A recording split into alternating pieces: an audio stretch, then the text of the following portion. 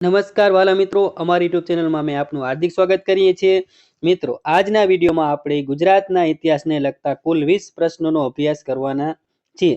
આ પ્રશ્નો આવનારી સ્પર્ધાત્મક પરીક્ષાઓ માટે ખૂબ ઉપયોગી થઈ શકે તેવા છે.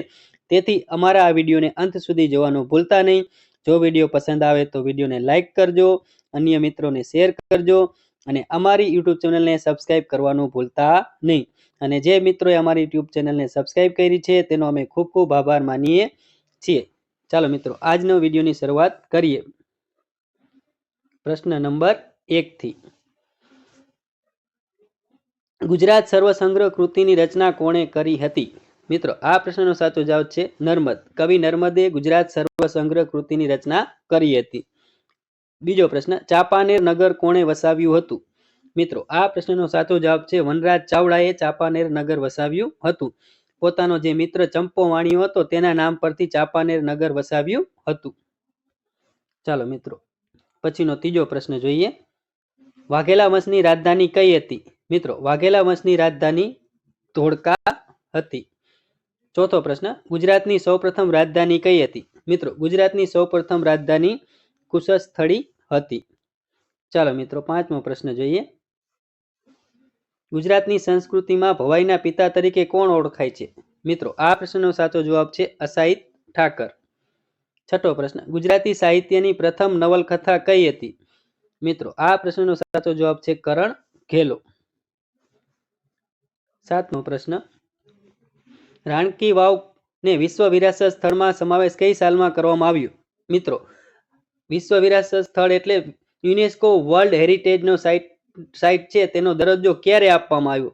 તો મિત્રો, ઈસવીસન 2014માં રાણીની વાવ છે તેને વિશ્વ વિરાસત સ્થળમાં સમાવેશ કરવામાં આવ્યો. રાણીની વાવ છે તે પાટણમાં આવેલી છે અને રાણી ઉદયમતીએ તે બંધાવી હતી. આઠમો પ્રશ્ન, સુપ્રસિદ્ધ કુંભારીના દેરા કયા જિલ્લામાં આવેલા છે? મિત્રો, આ પ્રશ્નનો સાચો જવાબ છે બનાસકાંઠા. નવમો પ્રશ્ન, સોલંકી કાળમાં અમદાવાદ કયા નામથી ઓળખાતું હતું? મિત્રો, આ પ્રશ્નનો સાચો જવાબ છે આશાવલ. 10મો પ્રશ્ન, ગુજરાતના કયા પ્રાચીન રાજાએ છેલ્લા શ્વાસ સુધી પુરુષવધ ન કરવાની પ્રતિજ્ઞા લીધી હતી? મિત્રો, આ પ્રશ્નનો સાચો જવાબ છે રુદ્રદામન. ચાલો, 11મો પ્રશ્ન જોઈએ મિત્રો. મુઘલ સામ્રાજ્ય દરમિયાન ગુજરાતનું મુખ્ય બંદર કયું હતું? મિત્રો, આ પ્રશ્નનો સાચો જવાબ છે સુરત.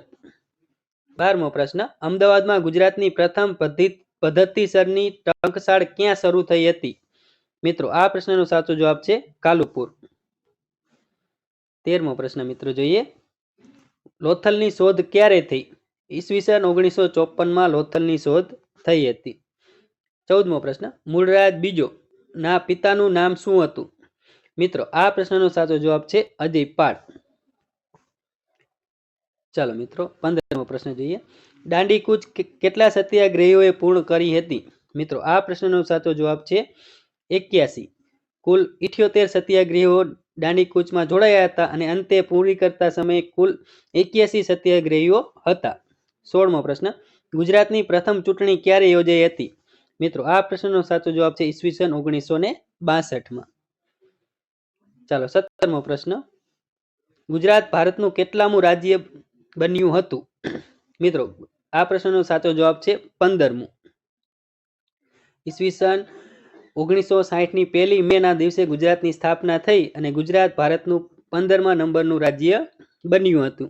18મો પ્રશ્ન, ધોળકામાં મલાવ તળાવનું બાંધકામ કોણે કરાવ્યું હતું?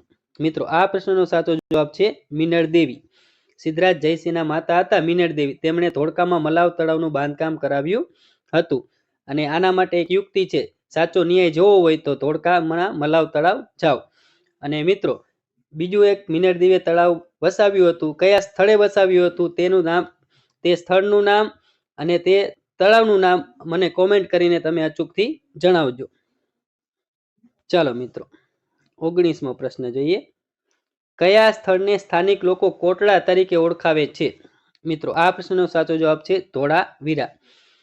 કચ્છ જિલ્લામાં આવેલું જે ધોળાવીરા છે તેને ત્યાંના જે સ્થાનિક લોકો છે તે કોટડા તરીકે ઓળખાવે છે.